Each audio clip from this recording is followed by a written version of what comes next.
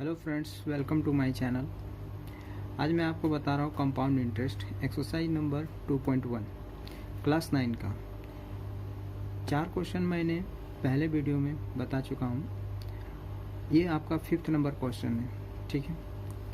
5th number question कहता है the simple interest on the sum of money for 2 years at 12% per annum.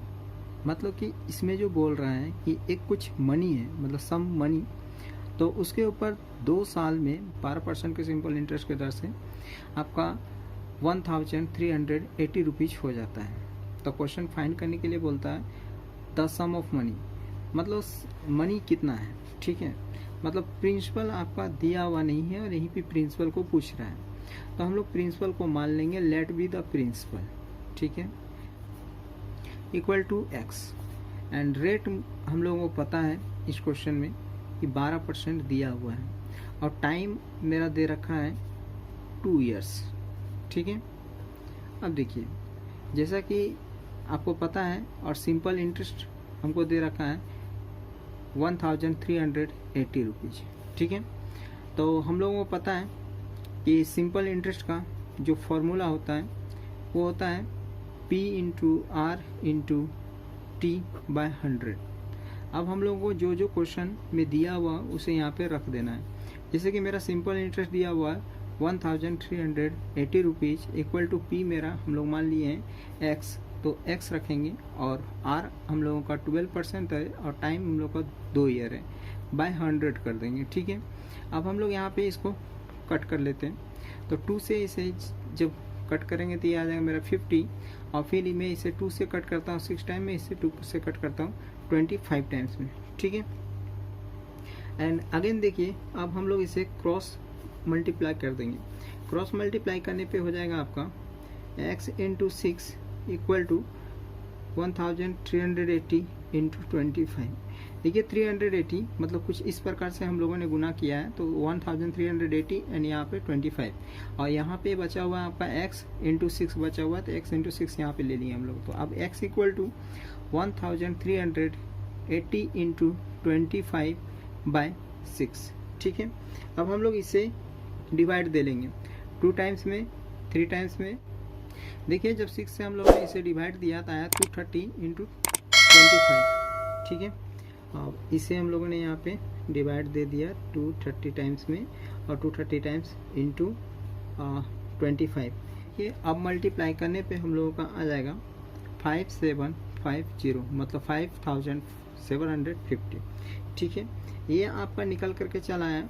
ये जो question आपका पूछा है द सम ऑफ मनी, मतलब कि x का वैल्यू जो मेरा प्रिंसिपल था यहाँ पे निकल कर क्या आ गया 5750। देखिए आपका सेकंड क्वेश्चन बोल रहा है the compound interest on this sum for 1 year payable half yearly at the same rate. मतलब कि ये हुआ कि इस पे आपको कंपाउंड इंटरेस्ट निकालना है जो कि 1.5 year का होगा, जो पेएबल होगा, ठीक है। तो इसको कितना देना पड़ेगा, इसको जानने के लिए हम लोग नेक्स्ट पे चलते हैं। हम लोग को प्रिंसिपल पता चल चुका है कि प्रिंसिपल आपका यहाँ पे देखिए 5750 आ चुका है।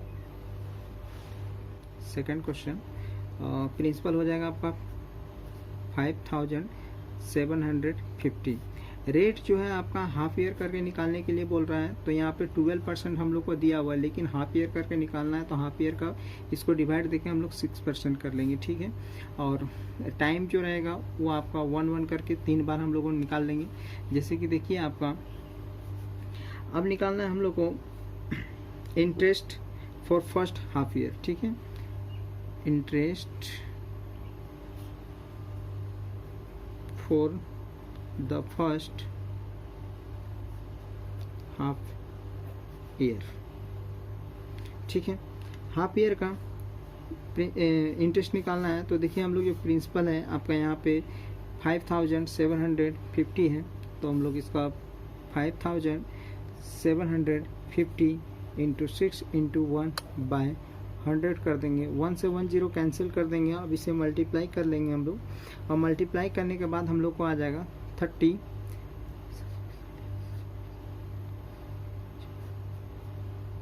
ठीक है। और 10 से इसे हम लोग डिवाइड दे लेंगे। तो डिवाइड देंगे तो 1 से 1 0 खत्म हो जाएगा मेरा, कैंसल।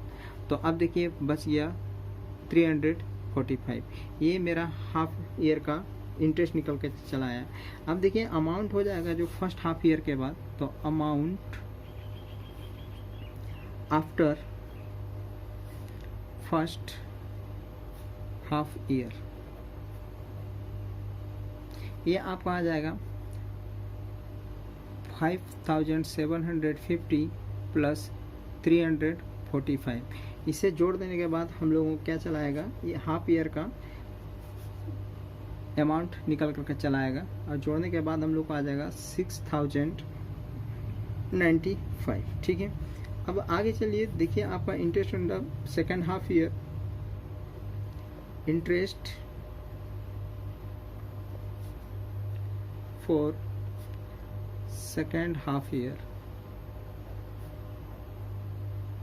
देखिए इंटरेस्ट हम लोग का सेकेंड हाफ ईयर में क्या हो जाएगा, तो ये जो मेरा सेकेंड हाफ ईयर का ये मेरा प्रिंसिपल बन जाएगा। फिर तो ये मेरा प्रिंसिपल बन गया 6095 इंटू जो हम लोग रेट लेंगे 6% लेंगे इंटू 1/100। ठीक है, अब हम लोग इसे जब कैलकुलेशन कर लेंगे तो कैलकुलेशन करने के बाद जो हम लोग का इसे हम लोग डिवाइड दे देते हैं 60.95 इंटू 6 इक्वल टू आपका निकल करके चलाएगा 365.70 पैसा।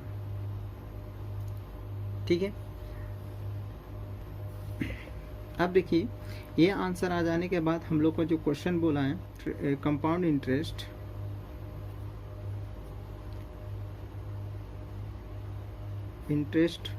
On this sum for 1 year payable half yearly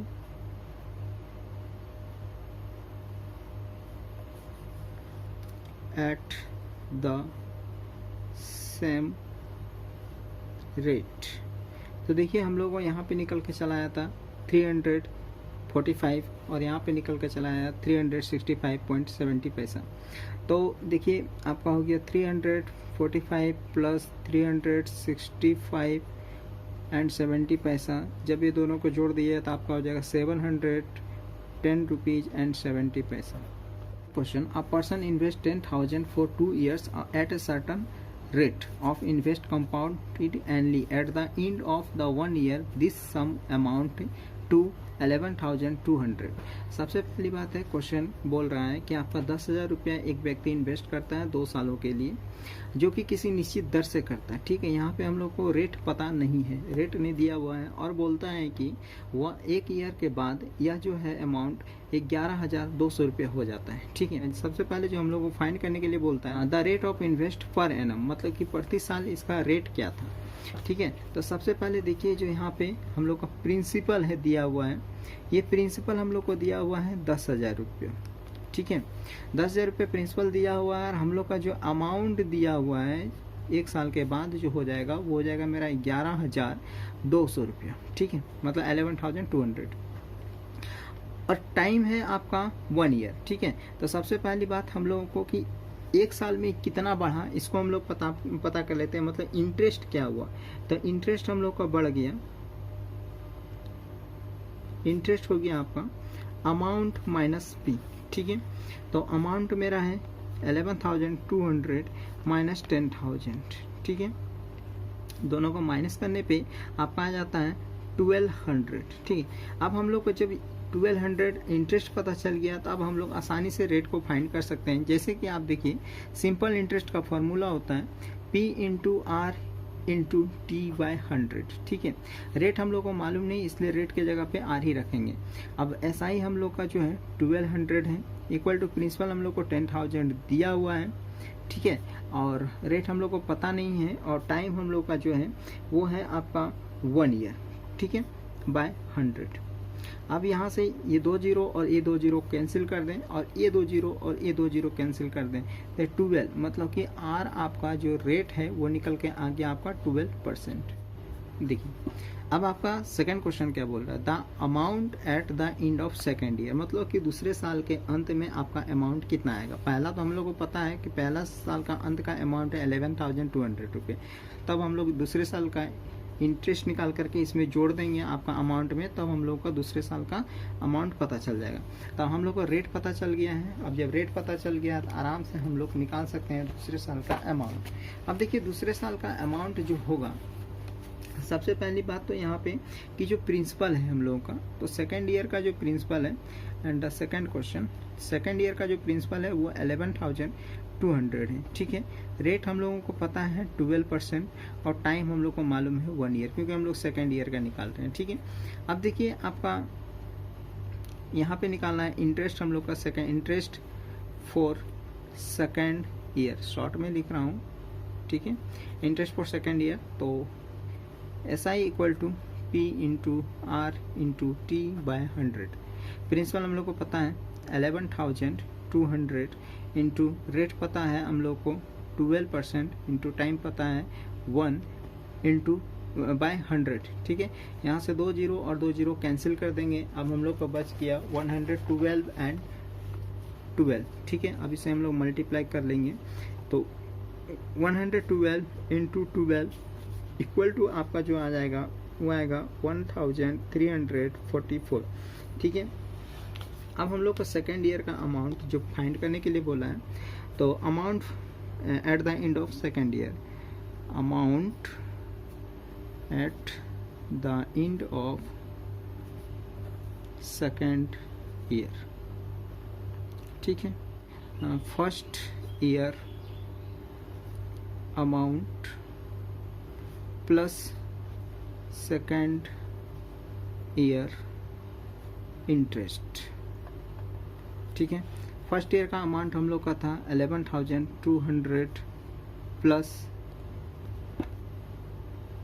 1,344। आप जब इसे ऐड कर देंगे तो ऐड करने के बाद आ जाएगा आपका 12,544। 7 नंबर क्वेश्चन देखिए, mister Lalit invest 5,000 at a certain rate of invest compounded annually for 2 years. At the end of the first year, it amount 5,325. बोलता है कि मिस्टर ललित जो है 5,000 रुपया जमा करता है, मतलब इन्वेस्ट करता है कहीं पे, वो भी किसी निश्चित दर से। ठीक है, अंत में आपका हो जाता है 5,325, मतलब कि 5,325 रुपया। ठीक है, अब हमको निकालने के लिए बोलता है द रेट ऑफ इंटरेस्ट। तो देखिए अब क्या करना पड़ेगा हम लोगों को कि सबसे पहली बात जो है कि हम लोगों का फर्स्ट ईयर का प्रिंसिपल पता है, तो प्रिंसिपल हम लोग को मालूम है 5,000 रुपीज है। ठीक है, और अमाउंट भी पता है हम लोग को फर्स्ट ईयर का कितना है, अमाउंट है आपका 5,325। ठीक है, जो पता नहीं है वो है हम लोग का रेट को हम लोग क्या मान लेंगे, R मान लेंगे। ठीक है, और पहले साल का निकाल रहे हैं, तो और अब हम लोग यहाँ देखेंगे कि इंटरेस्ट कितना है, इंटरेस्ट भी हम लोगों को नहीं पता है, तो हम लोग इंटरेस्ट को निकालने के लिए अमाउंट में प्रिंसिपल को माइनस कर देंगे। तो अमाउंट को प्रिंसिपल में माइनस करने पे आपका आ जाएगा कि 5,325 को अगर माइनस करेंगे 5,000 में, तब आपका निकल कर चला आएगा 325। ठीक है, अब हम लोग इससे क्या करेंगे कि यहाँ पे आपका SI का मतलब सिंपल इंटरेस्ट का फॉर्मूला क्या है, P into R into T by 100। ठीक है, अब प्रिंसिपल हम लोगों को पता है कि 5,000 रुपीज़ है यहाँ पे, तो 5,000 रुपीज़। ठीक है, और इंटू में R हम लोग को मालूम नहीं है रेट, और टाइम हम लोग को पता है 1 ईयर, और आपका 100/100। और देखिए यहाँ इंटरेस्ट भी हम लोग को पता चल गया 325। ठीक है, यहाँ से 2 जीरो और ये 2 जीरो को कैंसिल कर देंगे और अब क्रॉस में मल्टीप्लाई कर देंगे। क्रॉस में मल्टीप्लाई करने पे क्या आ जाएगा 50R इक्वल टू 325। ठीक है, अब देखिए R इक्वल टू आपका हो जाएगा 325, लेकिन हम लोग यहाँ लिखेंगे 5 इंटू 10, क्योंकि 5 इंटू 10 भी करेंगे तो 50 आएगा। इससे काट देंगे आपका 65 बार में, और तब आपका और इससे डिवाइड दे देंगे तो हो जाएगा आपका 6.5। ये आपका रेट निकल गया। ठीक है, अब देखिए सेकंड क्वेश्चन बोलता है the amount at the end of second year to the nearest rupees, मतलब कि आपका सेकेंड ईयर का अंत में कितना पैसा होगा जो कि आपका नियरेस्ट रुपीज में, मतलब अगर आपका पॉइंट में आंसर आता है तो नियरेस्ट में लिख देना है। अब देखिए सेकंड क्वेश्चन जो बोला है निकालने के लिए, इसमें हम लोग का जो प्रिंसिपल मान्य होगा, ये प्रिंसिपल मान्य जो होगा ये आपका यहाँ का अमाउंट, मतलब कि पहले ईयर का जो अमाउंट दिया हुआ वो मान्य होगा। ठीक है, ये प्रिंसिपल बन जाएगा आपका दूसरे ईयर का। तो देखिए दूसरे ईयर का प्रिंसिपल बन गया आपका 5325। रेट हम लोग को पता चल गया कि आपका 6.5% है और टाइम हम लोग को मालूम है 1 ईयर। तो यहाँ पे भी हम लोग simple interest for second year निकालेंगे, सेकेंड ईयर। ठीक है, तो यहाँ पे आपका फॉर्मूला है P into R into T by 100। ठीक है, अब देखिए प्रिंसिपल जो है हम लोग का 5325 और रेट आपका 6.5 है, इंटू टाइम आपका 1 है और 100 बाय 100। अब देखिए इसका पॉइंट को उड़ा करके हम लोग यहाँ पे रख देंगे। ठीक है, अब देखिए और ये दोनों को गुना कर देंगे हम लोग, तो क्या हो जाएगा आपका गुना करने पे आ जाएगा 346,125 बाय 1000। ठीक है, मतलब ये हो गया आपका 3,46,125 और इसे 1000 से डिवाइड देना है। तो 1000 से डिवाइड देने पे हम लोग क्या करेंगे, 1 2 3 0 है, इसका 3 अंक पीछे से गिन करके हम लोग पॉइंट लगा देंगे। तो ये हो जाएगा आपका 346.125। अब सेकेंड ईयर का जो अमाउंट है उसे फाइंड करने के लिए हम लोग लिखेंगे